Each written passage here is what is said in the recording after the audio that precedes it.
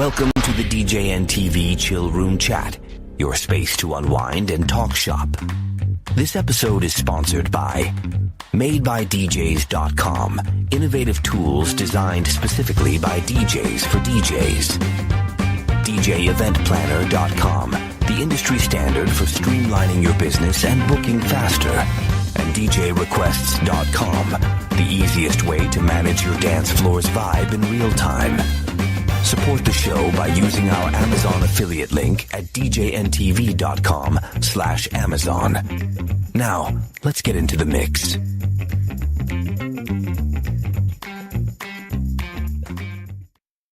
Tom's camera. That's how you shut Eric up. You just do that. Yeah, just John, do that. Hello. This is your thing. I'm going to step out on this little spiel.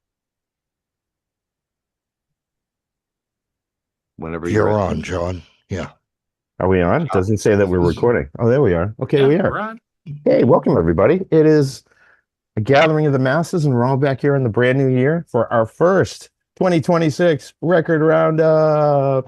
Hello. Say hello Yes, from yes. us, all of us here at DJNTV. We got a great cast of characters here today. I'm going to go left to right across my board. We've got Buddy here with us tonight. Hello, Buddy. We've got Bill D here, DJ Billy D in the house. We got Brian S. Red here. Hello, Brian. Hello. DJ Damon here with us. What's going And on? first the show, last to go, DJ Eric in the house. And at the end of the show. Hello. What's up? So our record roundup, we talk about an artist. It can be a song specifically, a record, or how they affected a genre of music, or somebody that we remember and why we still talk about them, and bring them to the forefront for a night to share some of this information with you guys, so you can look up some of these artists. Take some of our suggestions. If you work them into your shows or for your own personal enjoyment, maybe you get to discover a band or someone you haven't heard about before. Do you want me to lead us in so you guys kind of get a little taste? And You Sure. can call them people. You can do whatever you want. It's up to you. okay, I'll save myself for the end then, because I get Yeah, to. yeah. I kind of want to see the direction Okay. which way we go here. So, All right. Buddy, have you got something that you'd like to bring to the table here? Yeah, I again, I don't have the record collections like a lot of people do have, but I do have my knowledge of music, and you guys, I will say, I always learn a lot from you guys too, and that's a great thing about this. But I also have music here that everyone knows or hears, or people that may forgot songs. But Joe Satriani, "Surfing with the Alien," that was always one that I learned a long time ago in, I want to say 86, 87 came out. 7, yeah. Yeah, I was working at a place, and one of the guys there, he was in more of the rock stuff, and basically a laser tag place, and we had a radio, and we would plug into the back, the RCA plugs in the back, usually either a Walkman with a tape deck like one of ours, and plug it in, or a portable handheld little CD player. And he brought in the album and hooked up a turntable to it.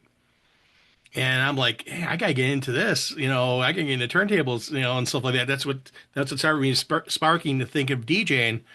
But he actually played the whole album, and I'm not a true rock person. Like, my wife loves Disturbed and Metallica. She's a rock chick. Yeah. I like dance pop music, but I do appreciate a lot of rock stuff. But I will say I do play Surf for an Alien. If I get the right crowd at a wedding and for a cocktail, I'll throw that on, because it is just amazing guitar riffs, and it's all instrumental. There's no vocals to it whatsoever. The album is just fantastic. If you're looking for a really good, fun rock album and has a lot of instrumentals, I would definitely recommend looking for Surfing with the Alien. And Joe, he's a maniac on the guitar, and you really do appreciate good guitar people out there when you hear them. And he is probably, you got a few of them. Prince is another one, Santana. You can go down the list. Joe is up there, and I challenge anyone to listen to it and tell me if you don't appreciate and you can't tell me that he is not a really good guitarist. I'll take the challenge, and the reason I'll take the challenge is because I've never listened to that album. Me I've either. never in my life listened to that album. I know exactly what the album cover looks like. You see the seen cartoon it. with the Silver Surfer there, Yeah. the The yellow orange. like color. Yeah. Very, I've seen very it cartoonesque. 1,000 times. It's in my brain, but I've never listened to the album. So I will take that challenge. I will check that out. Listen to the title track, "Surfing with the Alien." Okay. Listen to that track, and it's it kind of feels a little retro guitar back to the kind of 50s kind of throwback with a little bit of 80s vibe. Sure. So you have something that if you listen to it, it kind of gives that West Coast, almost like Beach Boys kind of feel vibe a little bit. Interesting. But Okay. it has a more heavier rock anthem. And again, the guitar it's really good and strong, and the riffs and stuff like that. You listen to it, it's really, really cool, and you pick up a lot of nuances in that song. All right. Joe Challenge- Satriani is definitely a leading pioneer. He's obviously in some of the top three. You'd put him up Absolutely. with Steve Vai, Eddie Van Halen. You think of some of the instrumental stuff that Eddie Van Halen did on the Van Halen records. It's that kind of tasteful noodling. It's not soloing for the sake of the sound. There's some really tasteful. Ice Nine on that record is a beautiful song. I remember. mean, you had Van Halen even on Michael Jackson stuff. Yeah, that stuff was crossing over. That was a Right, hot point for right. guitar players, and it was hard to sell an Yeah. instrumental Yeah. album because there's no lyrics. He wasn't with the band. It was an independent act of just trying to put out different styles of music. But it's a great listen. I'll piggyback on yours, buddy, with one that I'll add in. Right around the same time, there was a guitarist, Vinnie Moore, that got on the scene. Not Gary Moore, Vinnie Moore. And he had a track that led the album off, Meltdown, that was very similar to what Surfing with the Alien was doing. So we'll just tag that up. So Surfing with the Alien, Joe Satriani, and Vinnie Moore. And I think the album was actually called Meltdown, but that's an amazing, just full on high speed, just guitar work stuff that the rock guys would really get into. Great pick. Bill, what do you have for us for a song, album, artist? For me, I'm gonna go not really retro, but Wings, Paul McCartney. Nice. Kind of the whole classics that you hear on the radio, or you're walking around somewhere. It's like, oh, hey, great tune, like Jet or Let 'Em In, or any of those that they did. Mm-hmm. The talent that was just there with those guys, and it was something that was, I think, showcased Paul McCartney better than the Beatles in the sense of I'd agree with that. where he could go with that. I think it definitely opened up Paul McCartney more than Unpopular opinion, by the way, but I agree with you. it is an unpopular opinion, but I think it opened him up more musically on the Wings album than he ever got to do with the Beatles. The Beatles, I mean, really, if you think about it, the Beatles had a lot of 6-chord songs. Well, it took him a second because if I remember right, he did Ram. Ram was the first one. That's the And yellow cover, and he's holding the holding the goat. ram horns. Yeah. And Mm-hmm. if memory serves, the only real hit on that one was Maybe I'm Amazed. Am I right? That came Yes. later. There was Did one it on come Ram. later? Yes. Yeah. And there was nothing on Ram. And it was kind of like, okay, well, no. And then the guy does Band on the Run, and it's like, Well, that came. You had Ram, you had Red Rose Speedway that had maybe one or two usables, and I think that's where you got your. But I mean, Maybe I'm you amazed. get stuff like Silly Love Songs, and When Oh he my hit gosh. when he hit Band on the Oh. Run, he was in stride at that point. That's I think that's an album that's got like 4 or 5 good singles. And the whole record's listenable. I mean, the Mrs. Vanderbilt thing and Mammonia and all those tunes are great too. It's I mean, Band on the Run too. Band on the I mean, Run. There's some of these songs that with Wings, I mean, the Beatles songs were all 3-4 minutes max. I mean, some of the stuff on with Wings, you're looking at 5-6 minute songs.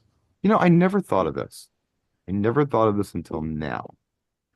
And I don't know, because I mean, if I'm thinking back, like a song that starts out as one song and ends up as another song, the first time I'm aware of this ever happening was probably Fifth Dimension with Aquarius Let the Sun Shine In. Yep. Which was a medley from the musical. The second half just did a whole different thing.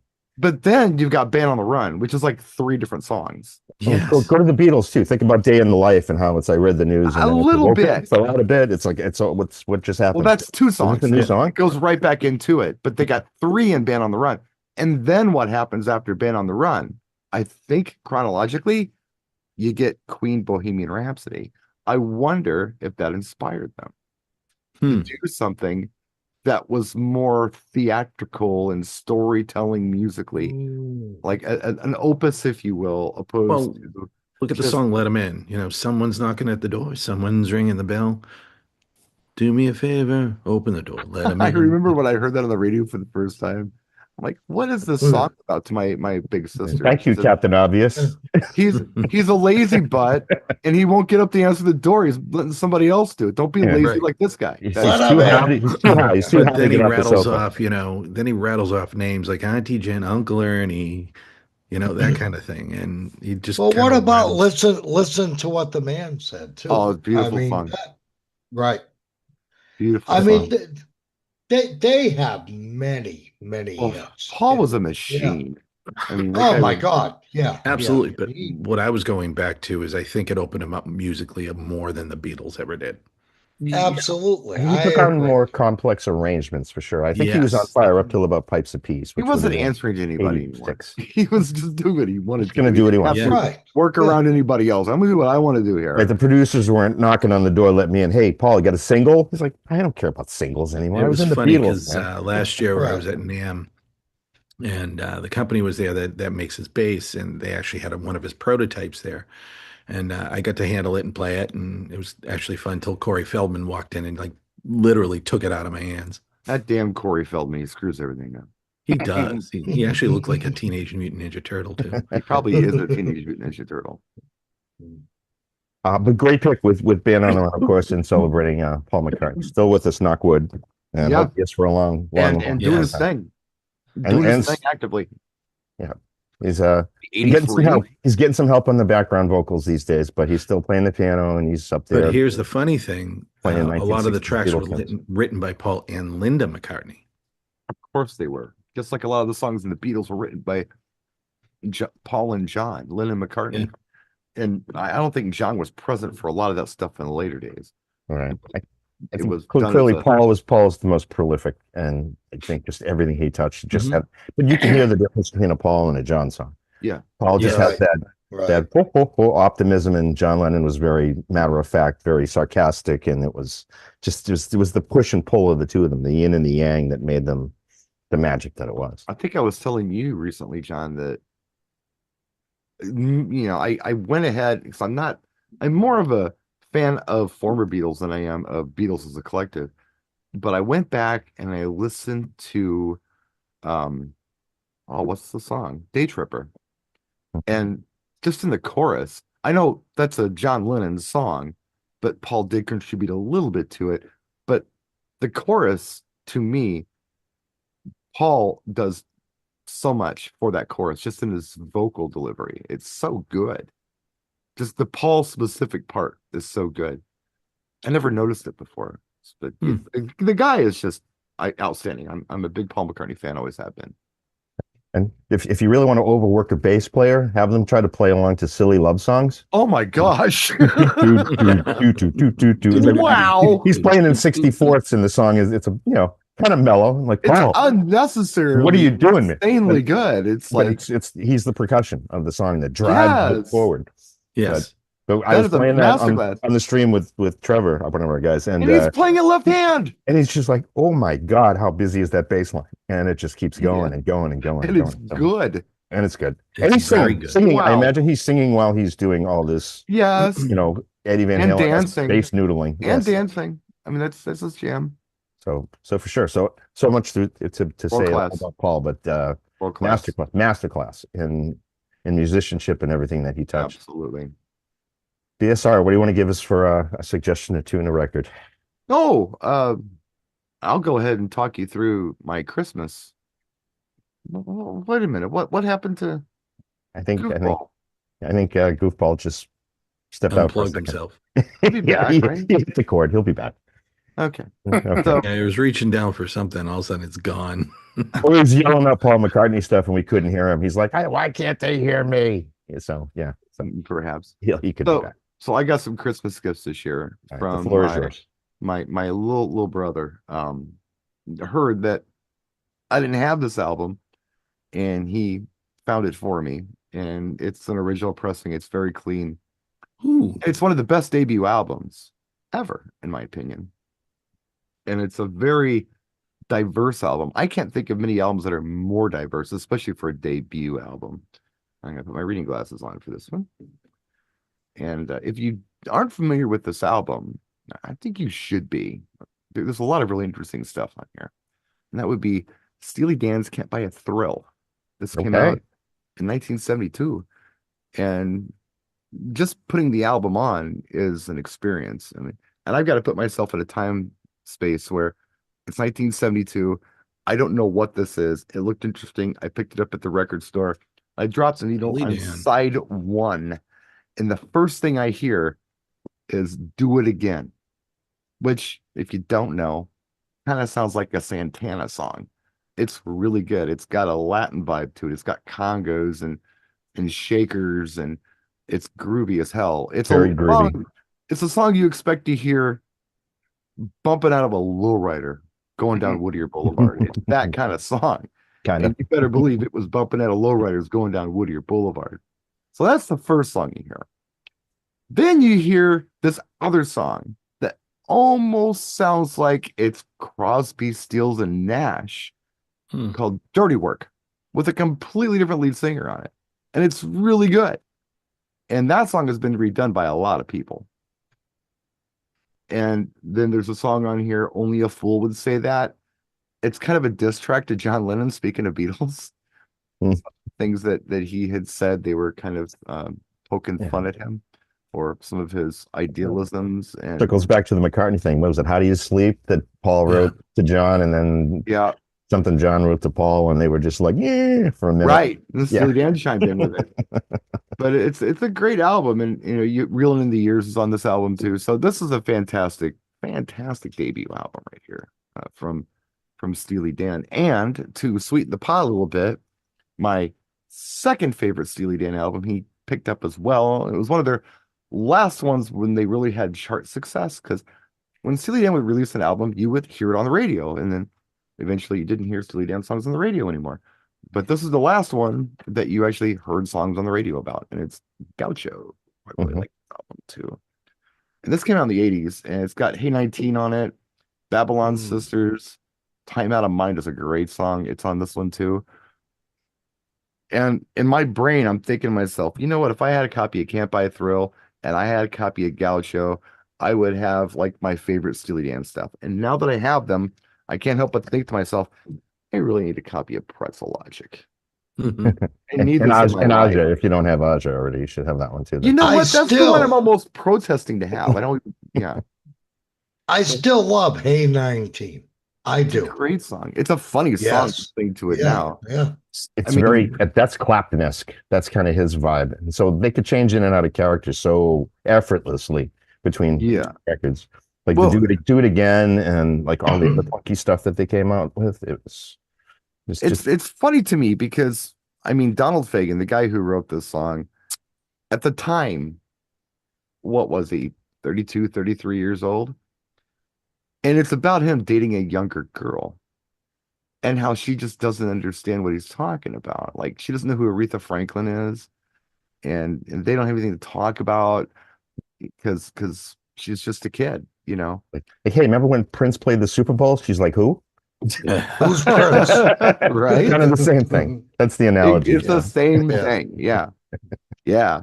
So it's a funny song in retrospect. The guy wasn't much older than her, and I mean, if I were to date somebody much younger, I could write a song about it. But 33, 23, not that big of a deal. Or even 19. I mean, not really. Well, maybe a little bit different back then. But anyway, good stuff. That's what I got for Christmas, and I thought I would share with you.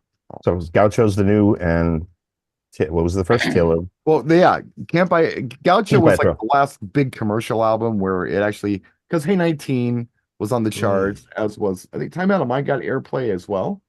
I don't think Babylon Sisters did, but it's a popular song. You hear it a lot. But yeah, Can't Buy a Thrill was the very first Steely Dan album that we heard. And fun fact, they were a band in college, Donald and Walter, the incredibly bad jazz band, I think they called themselves. and they had a drummer that had perfect pitch and kept perfect time. Amazing drummer. And he left the band to pursue his other interests. And this drummer's name was Chevy Chase.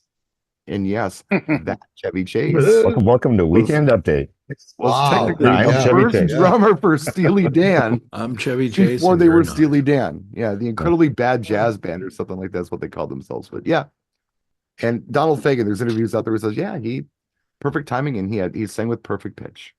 So little Multi fun faceted fun fact zone there. Yes. Bunch of good stuff. But definitely check out weirdo stuff Steely there.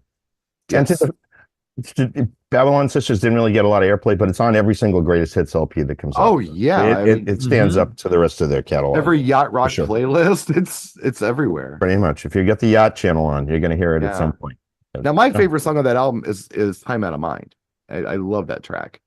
But yeah, Hey 19 is fantastic. I like that song too. And Babylon Sisters is good as well. The whole album is good. Nice. But it was kind of what they had left over after everything else they had done, and they threw it on this album. So they didn't put as much time into this album as they did a lot of albums.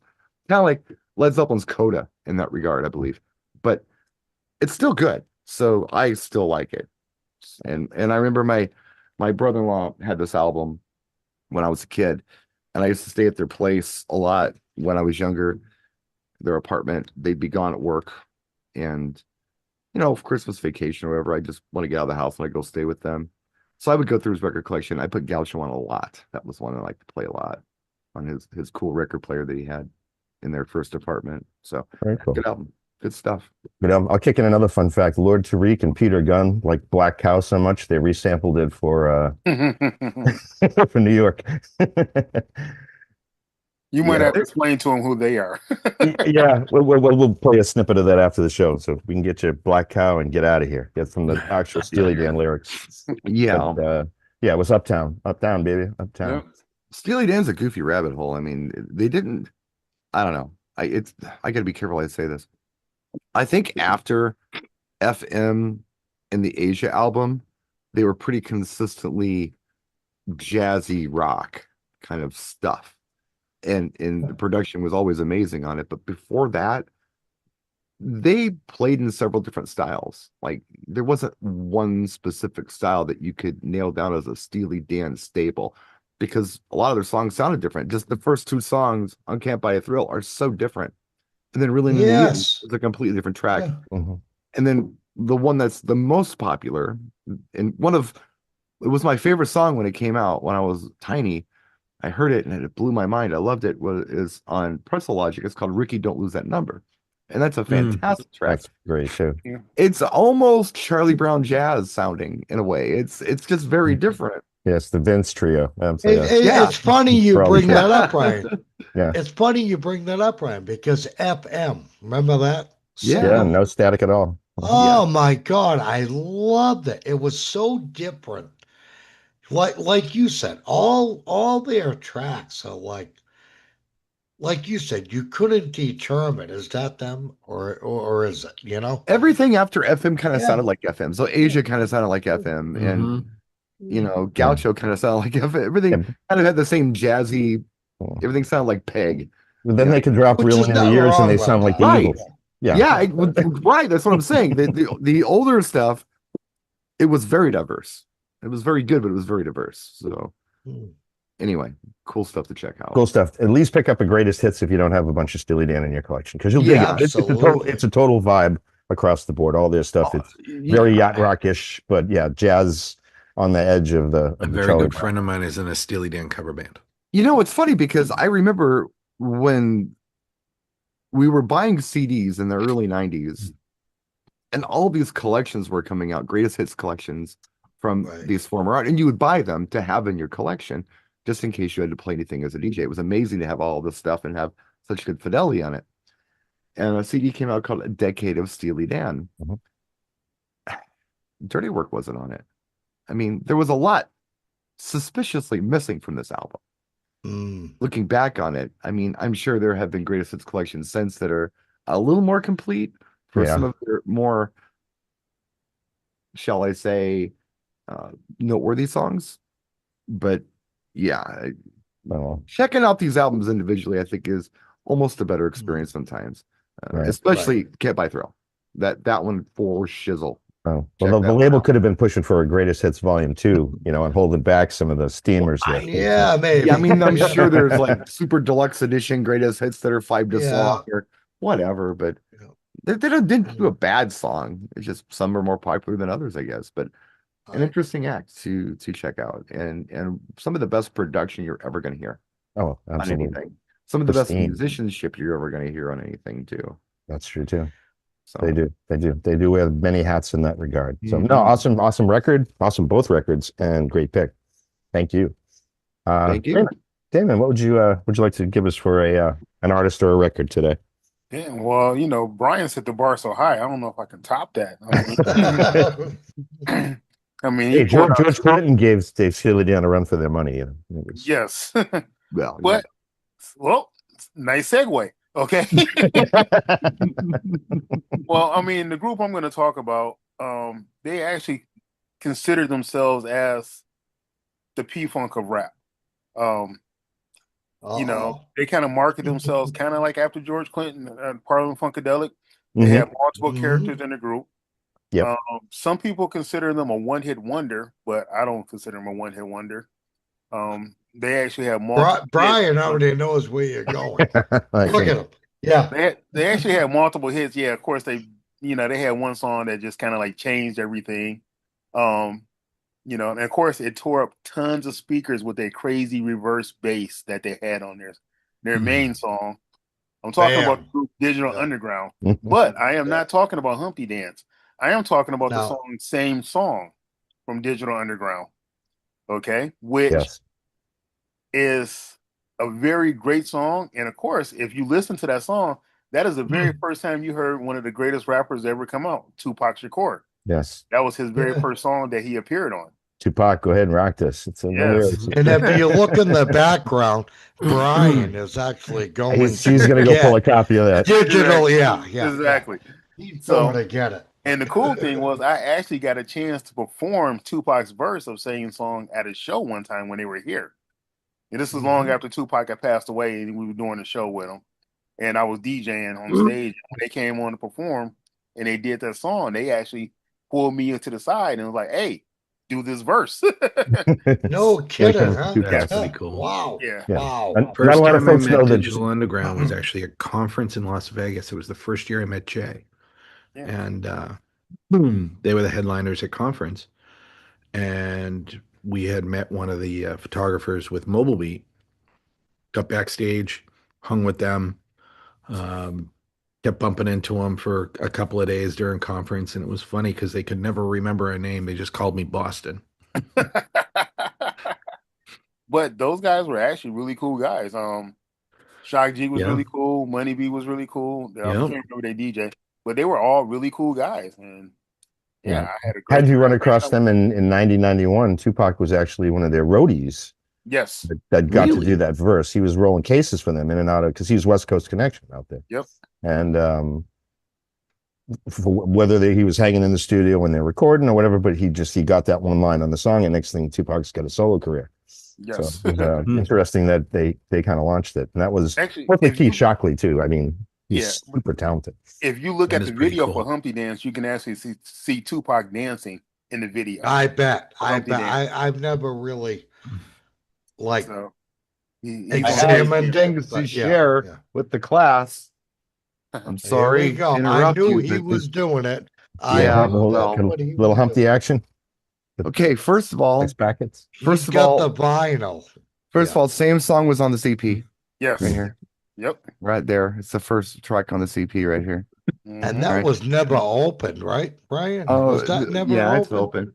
Yeah. And if you pull out nothing but trouble soundtrack. Yes. Yeah.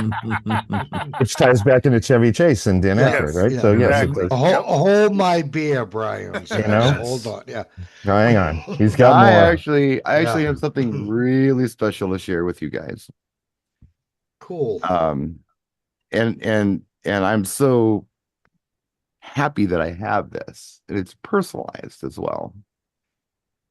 And I happen to have Not only do I have a copy of Sex Packets, What? but it's signed by the band to me. Oh Nice. my Very God. nice. Look at that. Spent an evening with Shock G and the boys. Was that in Vegas? That was in Vegas. I was And there too. Was in the green room with them. I got pictures. Yep, I me was and there. Shock G. And Well, it wasn't really green. It was, you couldn't tell the color because it of the was a smoke. it was a Is it cloudy?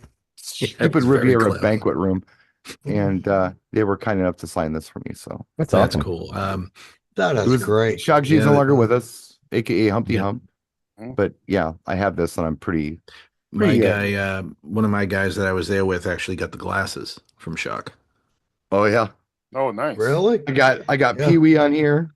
Of course I got Shock.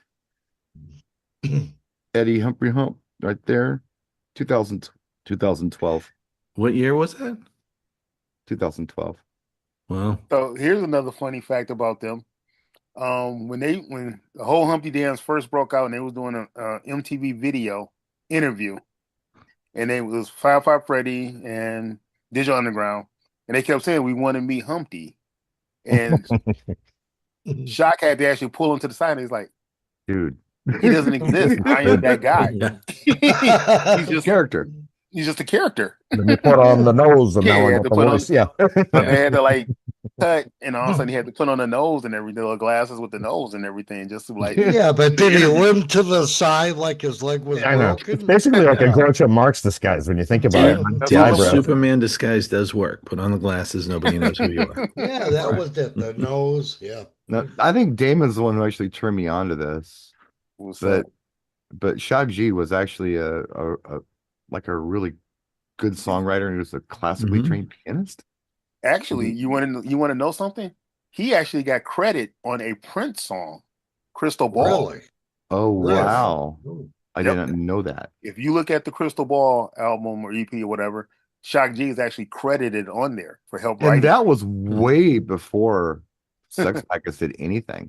So Yeah. I mean, that Crystal Ball, I mean, that goes back to like 87, 88 or something like Yeah. Wow. So imagine, cool. he actually can get credit on a Prince. Very few people can say that, that. Very few people can say that. Yeah. especially a Are rapper. allowed to say that. Yeah. Yeah. Well, he was a musician too.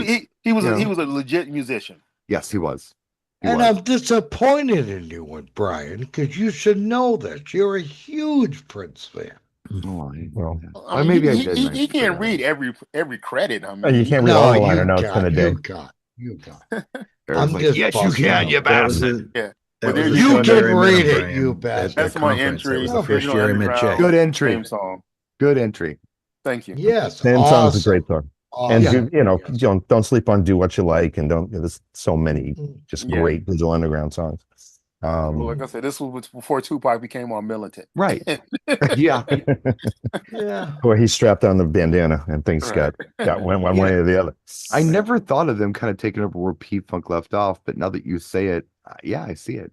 Mm. Yeah. Mm. I see it because it was Yep. kind of an all-star band kind of thing. The people Exactly. that did in there, yeah. So it totally makes sense. Yep.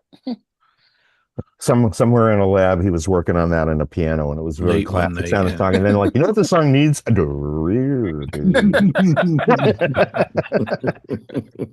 what have they done to my doing a song? like that and then getting successful? Like I was just screwing around, man. Wow, this is totally just in fun. And oh my God, it's charting. And What wow, have I they done? like it. Now I have to Right. play this forever. You're right. Good, Live good with pick. it. Good. Yeah, that's it. Hey, careful, you don't write songs in such a high key that you have to sing them and hate yourself when you get later in life. That's Ann Wilson's famous Yeah. claim to fame. Yeah, don't write anything that you can't sing when you're 80. Exactly.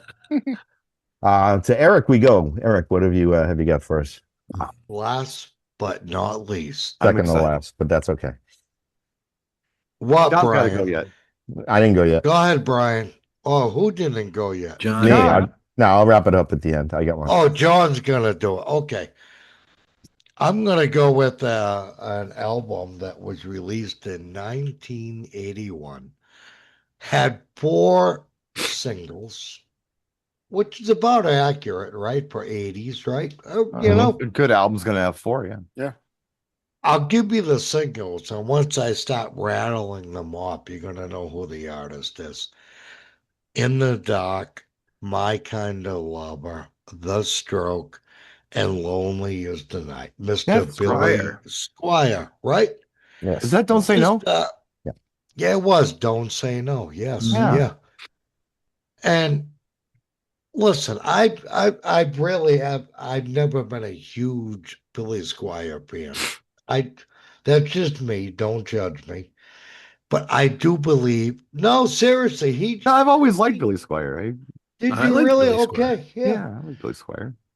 I think The Stroke was probably my favorite. Oh, actually, wait. Everybody Wants You. I love that, but that's not on this album. No, that came from That Emotions. was another the next right. one. Emotions. Next record. Emotions, yeah. Yeah. But I just wanted to give a shout out to Don't Say No. And It's a good album. Billy It is a good Squire, album. it's a great album, you know? But can I just quickly say, because it's this time of year, do Oh, you guys know what the most downloaded song of ever is? Ever. That's a big category. I don't know. Downloaded though, below streamed, played type. The most downloaded I single know it's not Taylor of Swift. all times. No, it's not. It's not. You guys are way off. Is it I going to be want a to say holiday Wham's song? Last Christmas because I'm that guy. Well, Yeah, that's no. close. That's close, No, Brian. I'm thinking. Have yourself either White Christmas, Bing Crosby. Well, you're absolutely correct, Bill. White Christmas, Ben Wow. Crosby from 1942. I just happened to Google 42? it. Well, Yeah. That song's from 1942. 42? That's when. Oh my That's when gosh. it was released. Don't you feel old? No. No, because I wasn't alive then. But Neither was No, I. It's just I one I of those thought things- sure it was a 50s but- song. It's one of those songs that's just always been No, around. no. I never questioned how Yeah. old it was, but damn, that's old.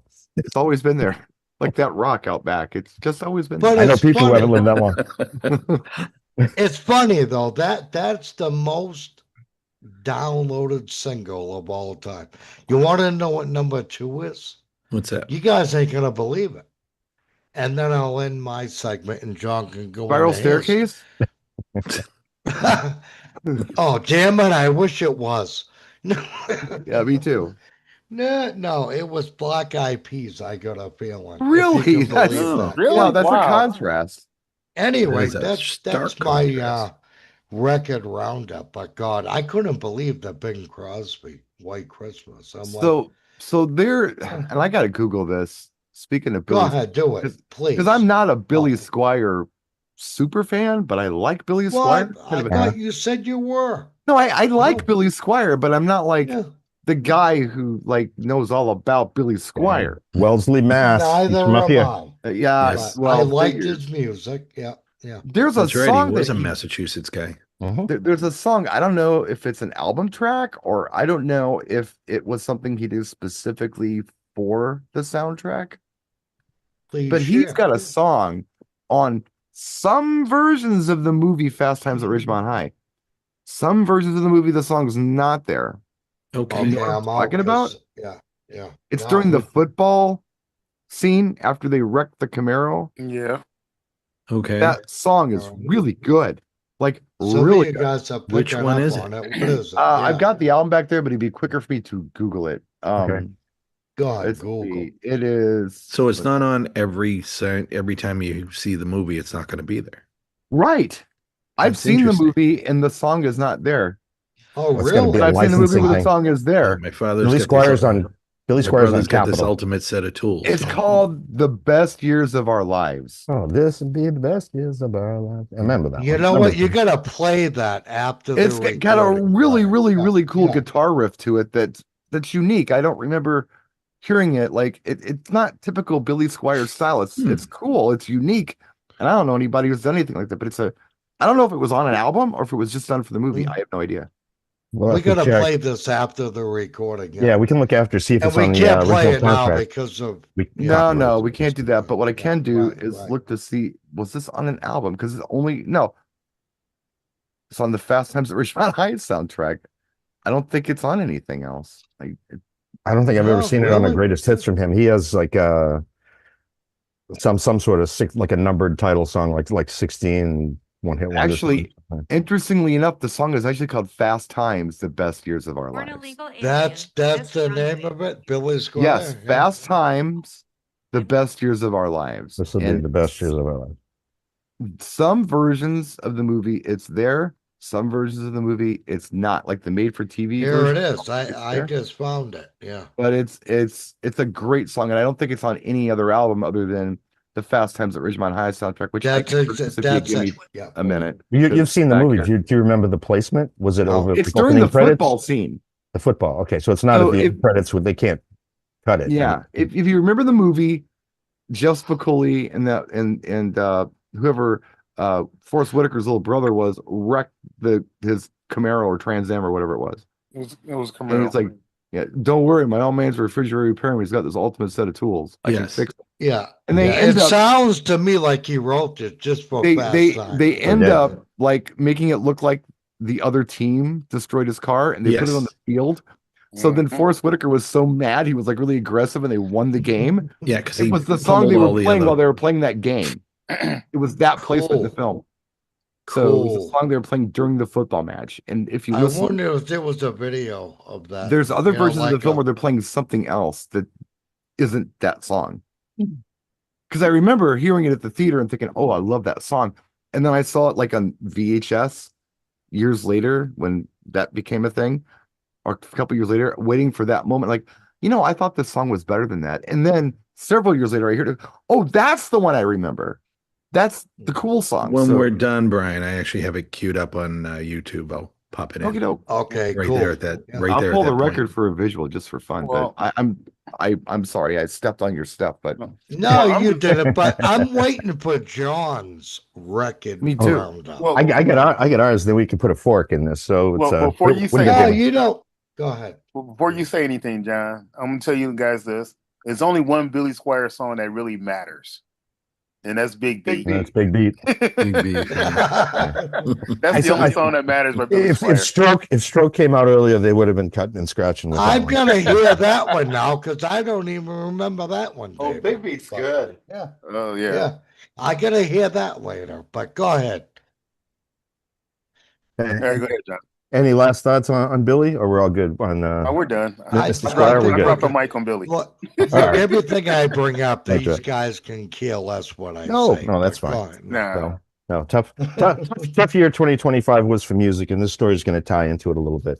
So you're in a band and you're having pretty decent success, and you're not a fatalist, but you're reading the writing on the wall. So you see the lyric sheets in the studio, and you're very successful rock bands kind of writing stuff that's a little off character. You see that their plans are to do this instrumental operatic movie score.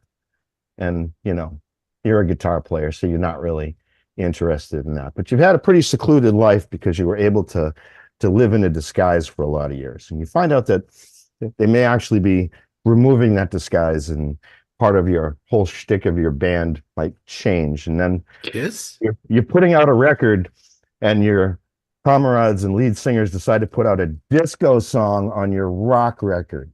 Damn it. And you're very dissatisfied Uh-oh. with the band, and you say, you know what, guys, I'm out of here. That's, of course, we're talking about the legend that is Ace Frehley, and I'm going back to 1979 with Kiss Dynasty, where Paul was hanging out in Studio 54, getting all these disco influences, and he just wanted to play rock and roll, and Gene hated the disco song too. But So what was it? I was made for I was made for you. loving you, which is Yes. been a Yes. staple in their shows. And when they play it live, it sounds a lot less disco-y. Oh my Um, God, I Yeah, love but it. if you I love listen it. to it, it's got that ABBA influence, like that. Absolutely. Very John, syncopated. Yeah. Yeah. Gene's like, what am I playing in the song? He's like, you're just doing this the whole song. Stick Yeah. your tongue out in the video. Yeah, stick your tongue out and But- maybe blow up flames or something. Yeah. Look May- Is at it really may a I disco say- song though? It just has a beat. It's I technically know, but It's it's a kind of 4/4 time. That's the only thing that's remotely disco about it is it's 4/4 time. if it was cut on a solo 12-inch single, it's a disco record, my friend. It was a I disco would single, think. as they It's a called them. 7-minute remix, disco remix of that they did. What were they Um, on? ISO? I forget. Casablanca, dude. Yeah, Casablanca, it dude. was on Casablanca. Casablanca. Neil Bogart, and Casablanca. Save the Label, and Casablanca. also label mates Donna Summer. Go figure. Some Mhm. disco friends. Also, George And Clinton was on there. Wouldn't you think New York Groove might have been a little disco-y too, or no? It was no, I don't know. percussive. That's This just was my kind of funky, opinion. kind of funky. Yeah. it was Quite more so funky. funk than Funky stuff. But Yeah. that was the changeover, and that's of course rest in peace, Ace Frehley. We lost in 2025, and that's kind of when he read the writing on the wall and said, "I think you guys are heading in a direction I can't follow." He did the whole Mhm. "I'm a Dallas Skywalker" thing, and he's like, "Peace out, guys." And then he was Yeah, great. I'm out, He yeah. wrote the instrumental stuff, and he helped out for The Elder, which was that operatic record. See, I was hoping to confuse you that you'd be like, "Oh, Styx," like when Dennis DeYoung and Tommy Shaw Yeah. got all weird with each other. It's kind of the same. No, yeah, but that dynamic. was much later. That was Yeah, it was 84. 83 Bill- with Kilroy Kilroy was was here? here. Yeah. And they're like, Yeah, "Oh, you're getting Mr. too weird for me, man. Roboto. You're getting Yeah. too weird for me, man. I'm Which is outta kind here." of fun in retrospect. In It is retrospect, fun in retro. Yeah. Mm. it is. Trinity So- Theater was weird too, but whatever. yeah, No, so- but how many people in this room actually still throw down "I Was Made for Loving You"? I do. I do too. If the crowd's right, yeah, I it'll do. get Yeah. me out of a disco set and take me into something that's like 80s kind of softy rock. If When I you can do kind the of want pose, to, yeah, it's yeah. a good BPM. It's Yeah. like 128. You know, I still love it. I actually played the Vitamin String Quartet version of that during dinner a lot. Mhm. People, do they figure Do it? you Did you have really? fun Yeah. watching them? Like a little Yeah. like, goes over And their head like some in people are Sims? like, cool Kiss. Some people are like, Kiss disco. What is that? Yeah, whatever. But, Yeah, yeah, What do they- you they think don't- the sound- Vitamin does it sound- String Quartet sits there and goes, let's just do "I Was Made for Loving You"? Why not? yeah, let's- I love that. You know what we track. haven't covered yet? Pantera. Let's do a string version of Walk or something. Yeah. You know, VSQ has a lot of great Living covers. After Midnight. That'd be a good string version. Yeah. Oh Yeah. yeah, we could put that VSQ up. has a lot of great covers, and "I Made for Loving You." I love that for pre-ceremony because it talks about love, and most people it goes over their head. They have no idea what song it is. It's kind of like background Nice, music, but though. the people who know Kiss, you will get the people who give thumbs up. Everyone else, like most people, just don't pay attention to it because they're like they have no idea. It's like music, the background, and that's actually a great thing. You have those hidden gems. Well, what are your That's the fun chances? part about Vitamin String. Some people get it, some people don't. It's like Hey, an man. inside joke. Right. I'm standing in an It's elevator. like- I'm still trying to identify the song, even if it's keyboards or some Casio version of the song. That's the Yeah. one I know. It's like, what are your chances at today's wedding of guests knowing who Kiss was, really, if you think about it, right? It's a whole new generation now. It's, Yeah, the parents will figure it out. you might get Yeah. an uncle or an aunt that will pick up on it. Yeah, you might get a point and a wink and a thumbs up. They might be Yeah, like, yeah. I see what you did there. You snuck that in. I remember, oh boy. Well, my daughter's half brother, he's 6 years apart, so he's in his early 30s. When he was a little kid, he loved Kiss, and we dressed him up as Gene Simmons one year for Halloween, and it was a really good Gene Simmons costume. And I think we took him to like 2 or 3 Kiss shows when they came to town. So there are people out there that are a little younger than you think who are Kiss familiar was with a Yeah, I B guess, band when I they plus guess. show. Yeah. it. It's Depends something- on how they were brought up. Yeah. I think 77, when the 2 live records dropped, I think the parents were like, we can embrace, Kiss has a cartoon, Kiss has a comic book, Kiss has a goofy made-for-TV movie. There must be like Saturday morning cartoons. We can take our 6-year-old to that show. And there's fires and explosions and confetti. It's like Disney. It's Disney in a rock concert. My daughter is 28, and she told me the other day that her favorite song is Beth. Like her favorite song ever is Beth. I Yeah. love that song. So I Yes. said, really? That's your favorite song of all time? She says, yeah, Beth. It's the most beautiful song I've ever heard. Beth by Kiss. So yeah, I mean, there's a generation out there that's into it that maybe you shouldn't sleep on Kiss so much. Maybe Well, this it's like is- the Your Aussie daughter song, is "My Mom a Coming smart Home." girl. Well, I don't know that she's that unique. I think there are a lot of people who go back and check out stuff, especially weird stuff. I mean, 4 guys in makeup, like and one guy's like a demon guy, and one guy's a cat, and one guy's a I don't know, just like a Starman or whatever. Maybe you want to check that out and see what that's all about. You might be interested if you see that video thumbnail pop up. What the hell is this? And you click on it. But So I remember, think- Brian, those were also the days of rock when all those rock bands all did a ballad. You know what? You're right. They all did a ballad, and boy, Kiss knocked it out of the park with that one. That was Mhm. a Accidentally. good one. Yeah, They that stuck- was stuck it on the My Mom backside. Coming Home. Yeah. They stuck it on the backside of Detroit Rock City. That was the single sent. B side was Beth because no one was going to hear it. And the DJ's like, "What's on the other side?" And straight to number one it went. They're It's only just- number one. Well, if you're gonna do a ballad and you don't want people to like it, write a crappy one because that's a really good one. Yeah, It don't is a put good it. Don't one. put it on your lead single from an album because It's actually good. So maybe don't do that. maybe don't do that. Future reference. But yeah, everyone was You don't cashing wanna- in on the ballads. That's what you had to do to get on AOR Yeah. contemporary radio. So here's a funny story about Kiss. They actually played in Detroit one time, and they actually opened up for George Clinton. Wow. Wow, Mr. Both very theatrical. Why They not? didn't You open know? up Detroit Rock City. Yes. But it was like, Kiss opening up for George Clinton. I mean, That must have you been got the best early. of both worlds. It was early. Yeah. Talk about the odd couple, right? Well, it was all glam stuff, so I guess it Yeah. kind of made sense. Right. Yeah. But if you were look into at that like a scene. lot of some of George Clinton's stuff is very rocky. I mean, very Yeah. fun rock. So Yeah. you, Yeah, you it's a can full see band that. doing And cool he's stuff. on stage. He's in the costume with the big shoulders and the fuzzy thing and the this and the Right. that. Sure, makes perfect And the sense. interesting to the about promoters. them, they all did their own makeup. They Wow. Nobody did? ever did it for them. Really? Mm-hmm. Yeah, they all design their own and They all put it on every they show. did their own. That was the ritual before the show. Nice. Speaking of rituals, we get some rituals for after the show, and that's going to be to listen to a couple of these songs we talked about. Yeah. I gotta hear that Steely Dan one that you keep mentioning because I can't Time out of place my. it, but Yes. I know it. It's just I gotta hear it again. Yeah, it's about heroin, I think. Oh, yay! Oh, All right. okay. Don't you I George played kids. it for Bud Light, but I didn't play for you, so I'm going to play it for you. I've heard it before, but I can't listen to Steely Dan every day. I get depressed. wow. But for a quick thank you for us, all of us here, for you guys tuning in. I want to thank our sponsors, TJ Event Planner, of course. Check them out, and as well as the rest of our sponsors, Evie and the others that you see rolling in the scroll with us here on the video. And we want to thank everyone for tuning in. Thank our panel for all your great selections and your time. Always appreciated. Happy 2026, and thank you for tuning into Record Roundup on DJNTV. We'll see you on the next one. And we're gonna go ride the dragon with Brian S. Red right now.